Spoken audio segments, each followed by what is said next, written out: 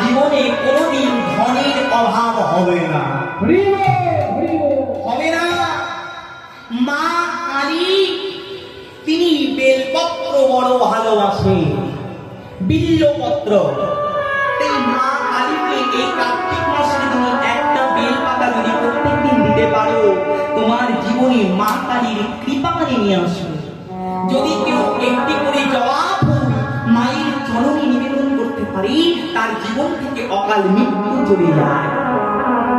তবে মা দিতে হবে ভক্তি ভরে, যেন ভক্তিহীন ভাবে মাকে দিও না। মাকে ভালোবাসতে গেলেই দুপুরটা নয়নের জল মাকে দিতে হয়। মাঝি বড় করুণাময়ী, মাঝি বড় দয়াময়ী।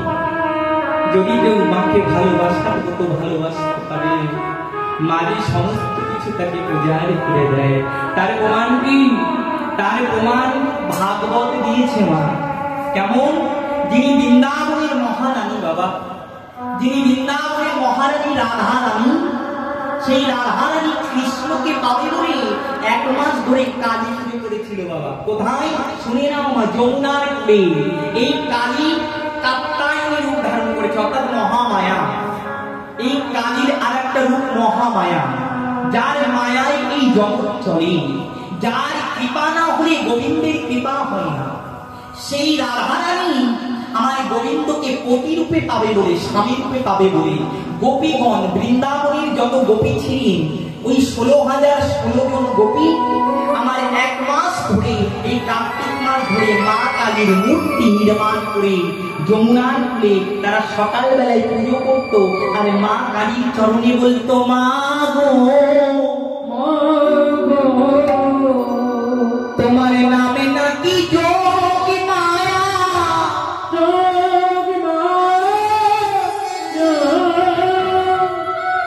তোমার যোগী না হলে পারে গোবিন্দ কৃপা মেলে না, গোবিন্দ কৃপা মেলে না।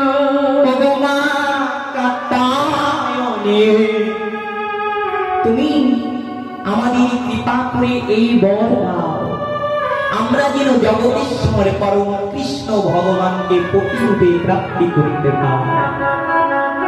প্রত্যেক দিন রাধারানী আমার সকালবেলায় যমুনাতে স্নান করে মা কালীর পুজো করত।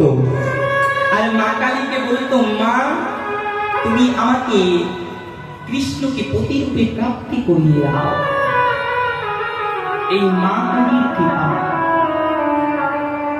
একদিন রাধারানী তিনি গোবিন্দকে পতিরূপে প্রাপ্তি করলেন। কোন দিন? নাকি যে সামনে আসছে রাস পূর্ণিমা। এই রাস পূর্ণিমার দিনে আমার ভগবান শ্রীকৃষ্ণ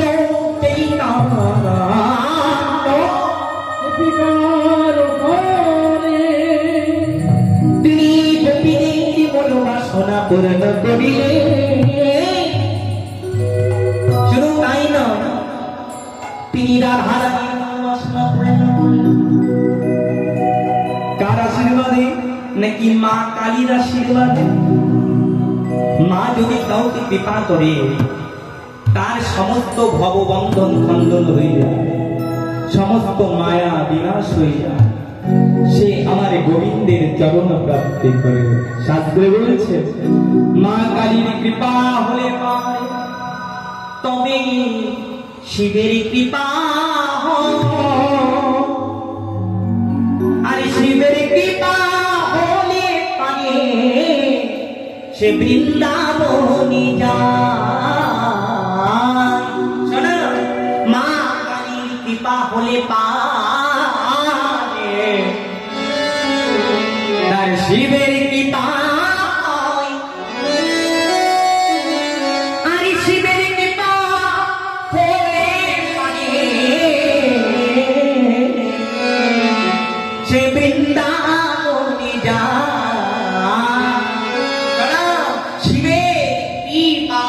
বৃন্দাবনে যাওয়া যায় না, শিবের কৃপা বিনে বৃন্দাবনে যাওয়া যায় না। কেন? মা শিব হলো পরম বৈষ্ণব। শোনো, দ্বাদশ বৈষ্ণব অর্থাৎ 12টা বৈষ্ণবের ভেতরে 1 নম্বর বৈষ্ণব হচ্ছে মহাদেব শিব, যার নাম হচ্ছে ভোলানাথ বাবা। আশুতোষ যিনি অল্পতে হয় সন্তোষ, যিনি দেবাদিদেব মহাদেব, সেই মহাদেবের কৃপা বিনা কখনো বৃন্দাবনে যাওয়া যায় না। এই যে আমাদের সামনে বসে আছে মদন বাবু, আমার কাকু হয়, মদন সাহা, যার জন্য আমি এখানে আসতে পেরেছি। তিনার ছেলে প্রীতম সাহা, যে কাকিমা বসে আছে, আর এই ভান্ডারিয়া সমিতির সকল সদস্যের ভালোবাসায় আমি আবার এসছি আপনাদের এখানে। 2 বছর আগে একবার এসেছিলাম। তো কেমন এই এনাদের নামগুলো কেন নিলাম আমি? এনরা কিন্তু আমাকে এখানে এনেছে, এনরা হচ্ছে আমার টিকিট। এই যে মদন সাহা, ইনি হচ্ছে আমার টিকিট। ইনি টিকিটটা দিয়েছে বলে কিন্তু আমি মায়ের সামনে আসতে পেরেছি। তেমন ভোলানাথ গোবিন্দের সঙ্গে দেখা করবার জন্য তোমায় একটা টিকিট দিয়ে দেবে। তার নাম কি জানো? তার নাম হচ্ছে ভক্তি টিকিট। এই ভক্তি কাউন্টারের মালিক হচ্ছে এই ভক্তি টিকিটের মালিক হচ্ছে মহাদেব। তাই মহাদেবের কোনো বাড়ি নাই, আছে বাবা? মহাদেব কোথায় থাকে? শ্মশান। যার বাড়ি নাই, যার বাড়ি নাই, যার রাজপ্রাসাদ না, সব কিছু ছেড়ে দিয়ে শ্মশানে বাসী হয়ে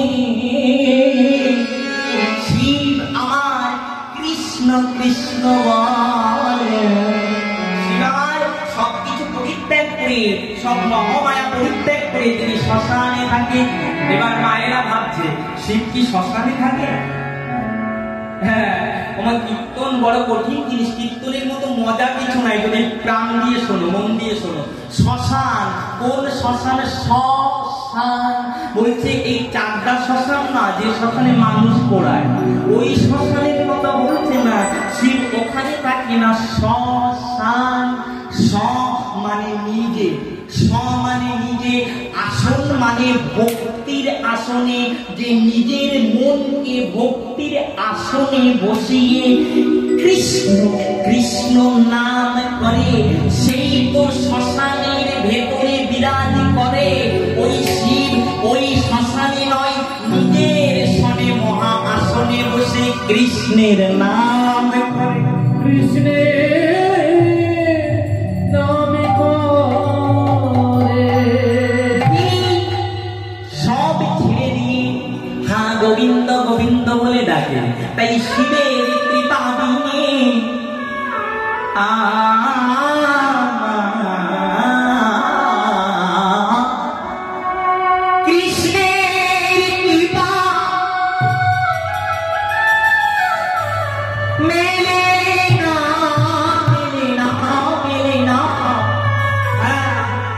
যেদিন রাস হয়েছিল বৃন্দাবনে, শিব আমার শ্বেতম্বর গোপী রূপ ধারণ করে গেছিল, তাই তো?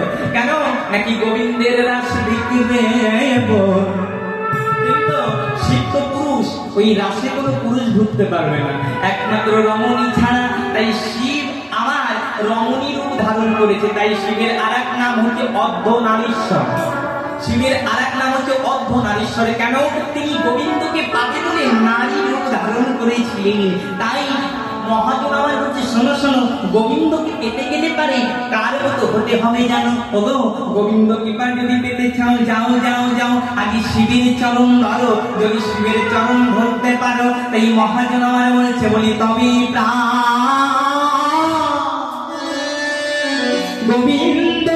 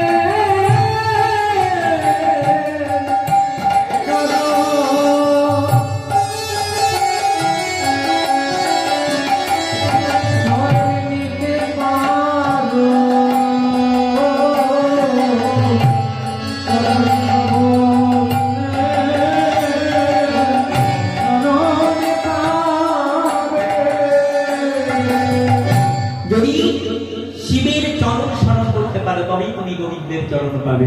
শিবের কৃপা ছাড়া কিন্তু আমার গোবিন্দের কৃপা হয় না, কখনোই হবে না। শিব হচ্ছে চাবি। কেমন মা? আপনাদের যেমন বাবা বাড়ি আছে, এত বড় একটা বাড়িকে রক্ষা করতে গেলে ছোট্ট একটা তালার প্রয়োজন হয়, হয় কি না? ওই ছোট্ট একটা তালার কিন্তু আর একটা কি থাকে না, চাবি থাকে খোলার জন্য। তেমন এই জগৎ সংসারে গোবিন্দ হচ্ছে তালা, আর সেই তালার চাবি হচ্ছে আমার মহাদেব। ওই চাবি ছাড়া কিন্তু ওই ভক্তির দুয়ার কোনোদিন তোমার খুলবে না। তাই ভক্তিকে অর্জন করতে গেলে আগে মহাদেবের আরাধনা করতে হবে। মহাদেবের আরাধনা করবে কি করে তারও তত্ত্ব শুনে না। মহাদেব বললেন শিবকে প্রসন্ন করতে গেলে তিনটে জিনিস দিতে হয়। কি জানো মা? একটা হচ্ছে বেলপত্র, প্রথম হচ্ছে বেলপত্র, দ্বিতীয় হচ্ছে ধুত্রা ফুল, 3 নম্বর হচ্ছে আকন্দ ফুল। ভগবান বলেন শোনো, এই তিনটে যদি না পারো আরো দুটো তোমাদের বাড়িয়ে দিলাম। কি জানো? এই আকন্দ ফুল যদি দিতে না পারো, তাহলে যদি একটু সিদ্ধি দিতে পারো আমাকে। সিদ্ধি মানে গাঁজা নয়, সিদ্ধি মানে ভাং, যেটাকে বলে ভাং। অনেকে বলে শিব গাঁজা খেয়েছিল, না শিব গাঁজা খায়নি, কিন্তু শিব একদিন ভাং খেয়েছিল। ভাং আর গাঁজা কিন্তু এক নয়। হ্যাঁ, তো শিবকে প্রসন্ন করতে গেলে একটু ভাং দেবে। আর শিব আমার বললো তোমার কাছে যদি বেলপাতা না থাকে, ধুতরা ফুল না থাকে, আকন্দ ফুল না থাকে, যদি ভাং না থাকে, তাহলে তোমরা একটা জিনিস আমায় দেবে। কোন জিনিস জানো? গঙ্গা জল। শিবের মাথায় দেখবেন গঙ্গা আছে, বলছে ওই গঙ্গা জলে আমি বড় সন্তুষ্ট। শিব আমার শোনো, যদি তোমার গঙ্গা জল না থাকে, শোনো যারা সৌদি আরবে থাকে সেখানে তো গঙ্গা নাই, আছে আছে। যারা আমেরিকাতে থাকে সেখানে তো গঙ্গা, তাহলে সে কি শিব পাবে না? শিব আমার বললো ওরে আমার নাম হচ্ছে ভোলা, আমার দিল বড় ভোলা। আমার নাম ভোলা, আমার দিল বড় ভোলা। আমাকে যদি কেউ একবার ডাকে আমি অল্পতে সন্তুষ্ট হয়ে যাই। তাই তো আমার নাম হচ্ছে আশুতোষ, আমি অল্পতে সন্তুষ্ট। শোন, তোর কাছে যদি কিছু না, তোমার কাছে কিছু নাই, শিবকে কিছু দিতে হবে না। শিব আমার বলল শোন, তোর কাছে যদি কিছু না থাকে, তবে আমাকে একটা গাছের পাতা, অর্থাৎ যে কোনো গাছের পাতা, ও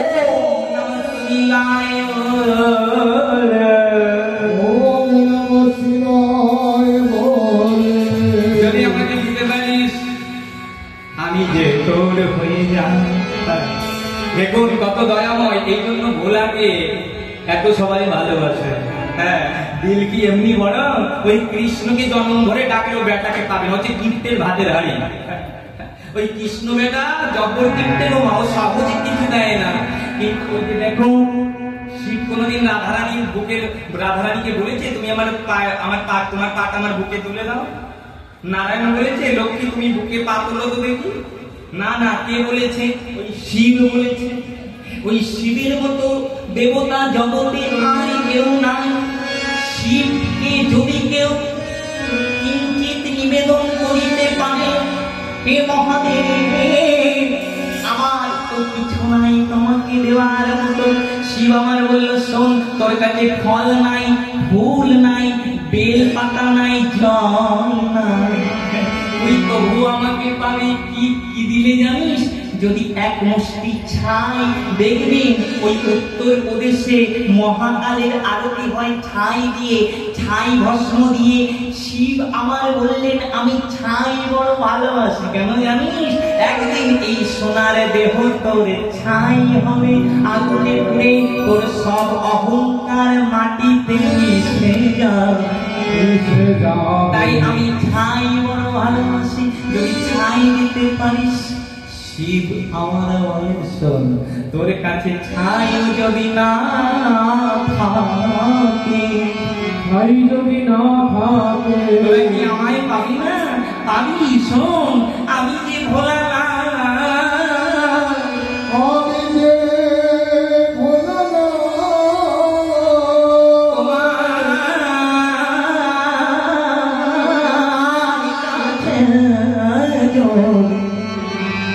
ছাই না থাকে।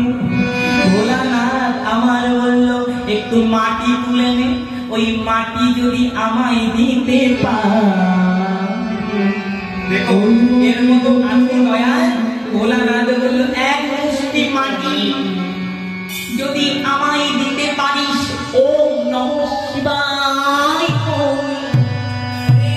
আমি তোকে নেব বলে তুলে তোর ভব জ্বালা যাবে চলে তোকে মিলাই দেব সেই বাঁকে বিহারি বংশীধারী ভগবান যদি কোনো ভক্তকে শিব বলে নেয় সে যে আমার গোবিন্দকে পায় তাই যদি কৃষ্ণ পেতে হয় আগে ওই শিবের চরণে যা আগে শিবের চরণ পেতে হবে কৃষ্ণকে পেতে আর যদি কোনো ভক্তের শিবের কৃপা হয় তার সমস্ত মোহ মায়া খণ্ড তাই এখানে কত সুন্দর একটা গান লিখলেন দেখুন ভেবে দেখ মনকে মিছে ভূমণ্ডলে ভেবে দেখ মনকে মিছে ভূমণ্ডলে ভুলো না কালে মায়া জানে ভুলো না দক্ষিণা কালে মায়া জানে ভেবে দেখ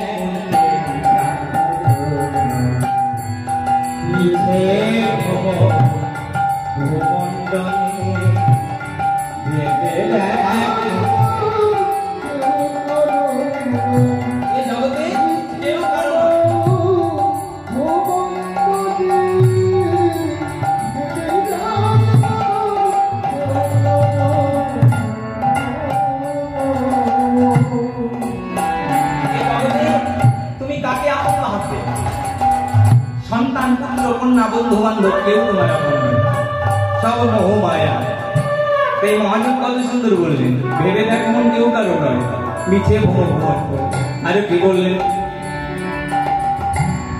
যার জন্য ভেবে বলো তুমি যার জন্য সে কি তোমার সঙ্গে যাবে যার জন্য মরো ভেবে সে কি তোমার সঙ্গে নামে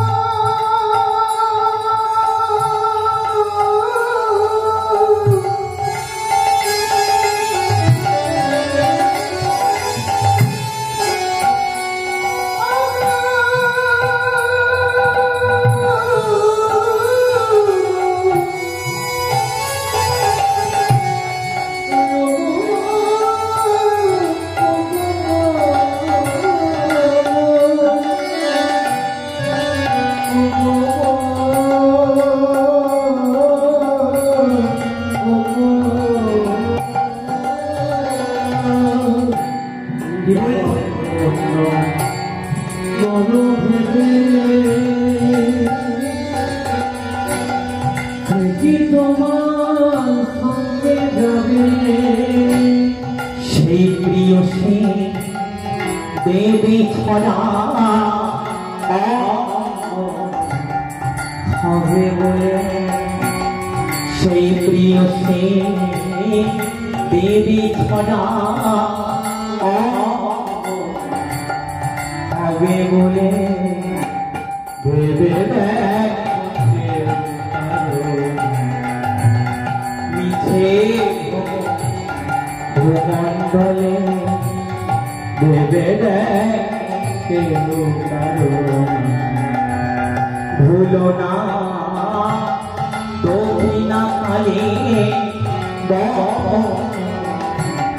माया जाने भूलो ना दक्षिणा काले माया जाने भेबे मिछे भूमंडले भेबे के उतारो এই জগতে কেউ ভালো নয়, শুধু মিছে মায়া।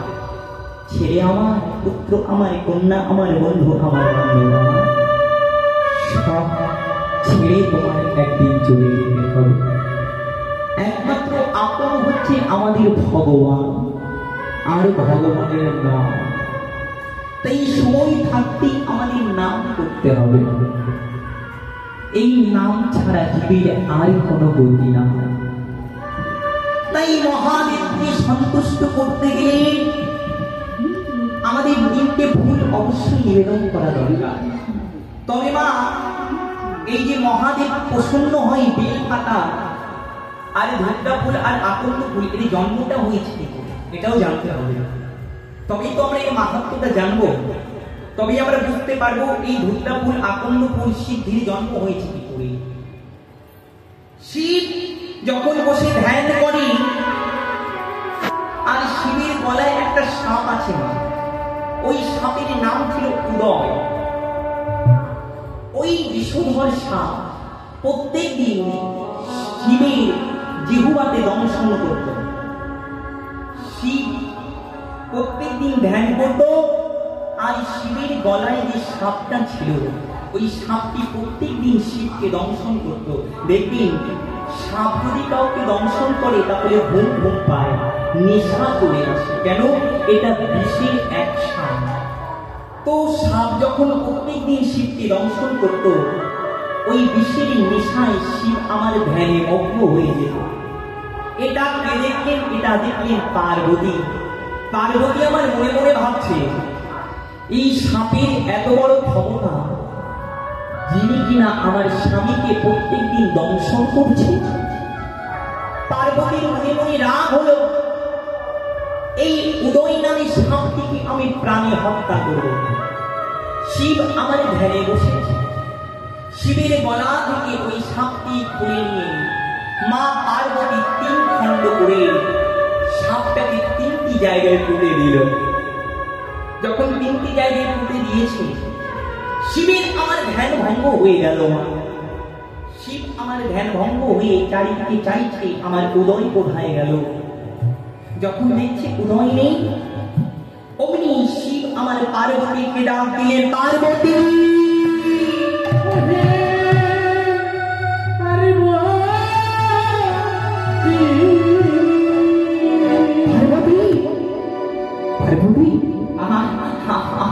আমার গলা উদয় কোথায়? পার্বতী আমার কোধান্বিত হয়ে বলছে, স্বামী, যে উদয় প্রত্যেক দিন তোমাকে দংশন করে আমি শুনতে পারি, আমার বড় ব্যথা লাগে, আমার স্বামীকে দংশন করছে। আমি তাই কি করেছি জানো? ওকে মেরে 3 খণ্ড করে আমি 3টি জায়গায় পুঁতে দিয়েছি। শিব আমার বললেন, একে করেছো পার্বতী তুমি? শিব আমার জুতে গিয়ে উদয়কে আশীর্বাদ করলেন, শোন উদয়, এতদিন তুই আমার গলায় থেকে আমাকে সেবা করেছিস, আমি তোকে আশীর্বাদ করলাম। পার্বতী মেরে তোকে 3 খণ্ড করে 3টি জায়গায় পুঁতে দিয়েছে। আমি আশীর্বাদ করছি এই 3 খণ্ড থেকে 3টি বৃক্ষের জন্ম নেবে। এই 3টি বৃক্ষ হবে আমার অতীব প্রিয়। যদি কোনো ভক্ত এই 3টি বৃক্ষ দিয়ে আমার সেবা করে, এই 3টি বৃক্ষের পাতা ফুল ফল দিয়ে আমার চরণে নিবেদন করে, তাহলে তার আর কোনোদিন আমাকে কিছু দিতে হবে না। জন্মের মতো আমি তার কাছে বাধা পড়ে যাব। কেমন? ওই উদয়ের মাথা থেকে জন্ম নিল ভাং গাছ। যে ভাং শিব আমার বড় ভালোবাসে, তাই শিবকে পুজো করতে গেলে একটু ভাং দিতে হয় মা। কেন? নাকি ভাঙের সৃষ্টি হয়েছে উদয়ের মাথা থেকে।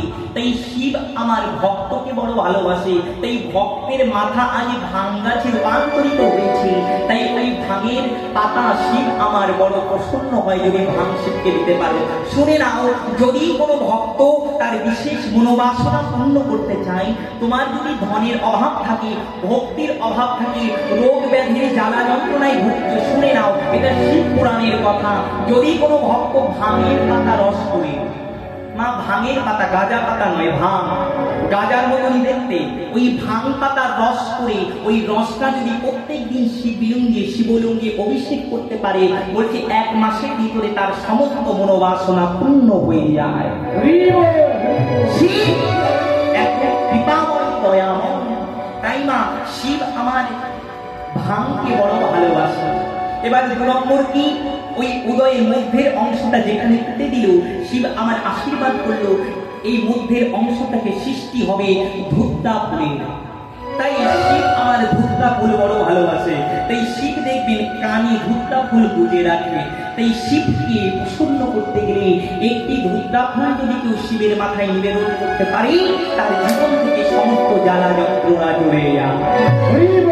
শোনো, শিব পুরাণ বর্ণনা করছে, যদি কেউ একটি ধূপটা ফুল শিবের মাথায় নিবেদন করে, তাহলে তার জীবনেও অকাল মৃত্যু হয় না।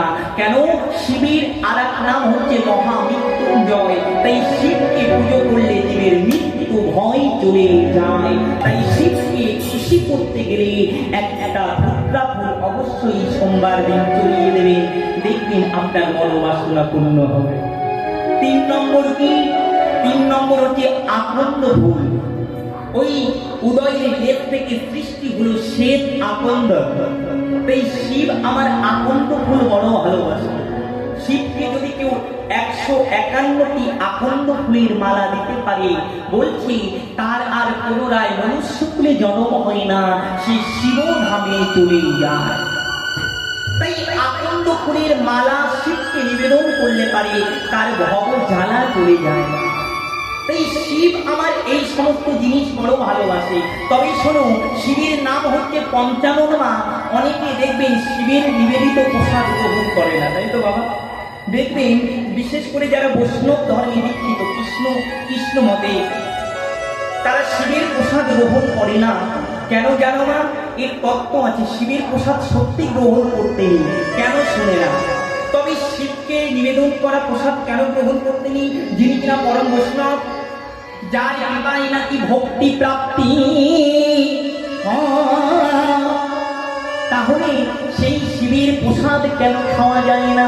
শোনো বাবা, শিবের নাম হচ্ছে পঞ্চানন, মানে শিবের 5টি মাথা। 5টি মাথায় তিনি কৃষ্ণের নাম করে, তাই শিবের নাম পঞ্চানন। যেদিন সমুদ্র মন্থন হয়েছিল বাবা, আপনারা সবাই জানেন, যেদিন সমুদ্র মন্থন হয়েছিল, কি উঠেছিল? অমৃতের সঙ্গে সঙ্গে বিষের পাত্র উঠেছিল বাবা। বিষ উঠেছিল না, যার নাম হচ্ছে হলাহল বিষ। ওই হলাহল বিষ শিব নিজে সেবা করেছিল। শিব হলাহল বিষ এমন করে সেবা করেছিল, আর ওই বিষ জমা হয়েছিল শিবের কণ্ঠে। তাই শিবের আরেক নাম বাবা নীলকণ্ঠ। তবে এবার শুনে নাও, শিবের নাম নীলকণ্ঠ কেন হলো? শিব আমার বিষ পান করেছে, বিষের জ্বালা অঙ্গ জ্বলে যায়।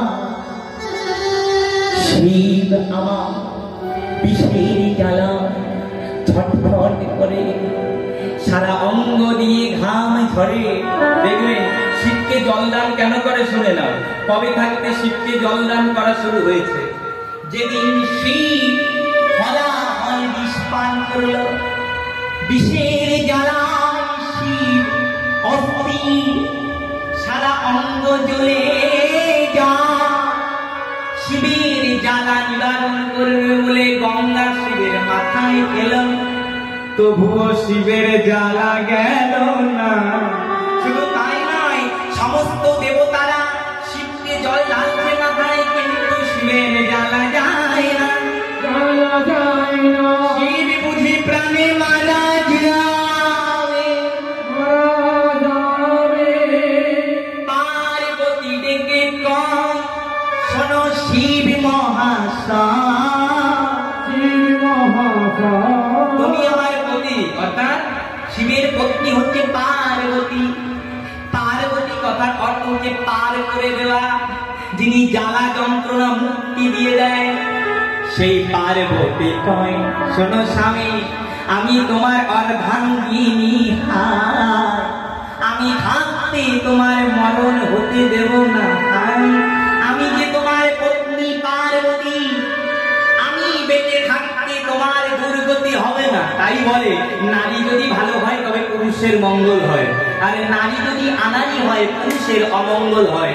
আজকালকার মায়েরা তো ভুল তোলা মা, এদের স্বামী তাড়াতাড়ি পটল তোলে। আর পার্বতী তিনি হচ্ছে মহাসতী।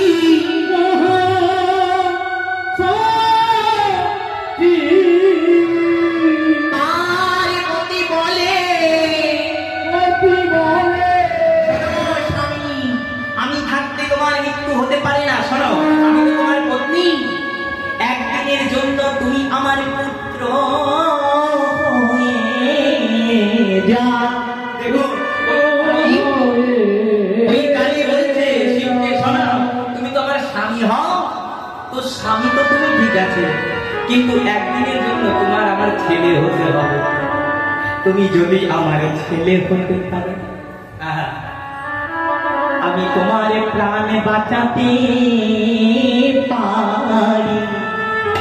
তুমি যদি আমার ছেলে হতে পারো, আমি তোমার প্রাণ বাঁচাতে পারি। কেমন বাবা? দেখবেন এই পার্বতী দুর্গার এই স্তনে ছিল অমৃত। এই স্তন একমাত্র সন্তানের অধিকার, মায়ের দুগ্ধের অধিকারী একমাত্র সন্তান, আর কেউ না। তাই ওই দুর্গার এই পয়োধরে এই দুগ্ধে ছিল অমৃত। তাই অমৃত যদি কেউ খায় তার কি মরণ হবে? তাই এই অমৃত খেতে গেলে তো স্বামী হয়ে তুমি পারবে না। আমার এই দুগ্ধের অধিকারী একমাত্র আমার সন্তান, তাই তোমার আমার সন্তান হতে হবে। তাই শিব তখন ছোট্ট বালক হয়ে গেল। দেখবেন অনেক ফটোতে আছে মা দুর্গা শিবকে কোলে করে নিয়ে আছে, অনেক ফটোতে আছে না, দেখেছো না তোমরা? হ্যাঁ, এটা হচ্ছে আসল তত্ত্ব।